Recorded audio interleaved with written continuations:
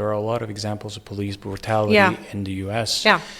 And instead of having a serious conversation about, for example, racism Like in regime the, change. we talk about exactly if there's an issue with any law, regardless Yeah. of mandatory hijab or whatnot, that's a inside dynamic, Yeah. and that's something that should be debated inside. And Yeah. if people want to protest and give their opinions, they should be able to. Yeah. But at the same time, that doesn't mean that there should be one regime change, or there shouldn't be explosions in the West, like basically, like you mentioned, Yeah.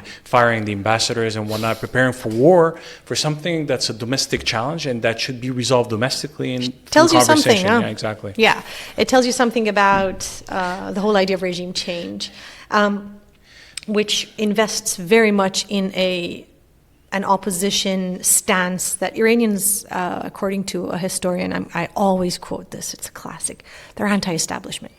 They were during the Shah, they were before that. I always say this, like I sound like a broken record, but that's important to know, and that's something to work on as an ethical resistance. You need to know what is a family feud and what is not. And if we have survived so far, it's because we've looked at our problems as family feuds. And this pushing of regime change from outside, for me, was like very clear after two or 3 days.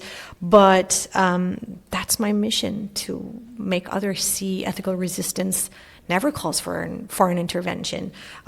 I gave an example of an egg in one of my talks. It's so stupid to think that by sanctioning or war, that, let's say, like this egg is growth for democracy. It's so stupid to crush it in the hope that a chicken will come out. But our imaginations, that's why I think the first question you ask is very important, but our imaginations have been so much colonized. Imaginations about social and political change has been so much colonized that we don't see a problem with this egg approach. You crush it.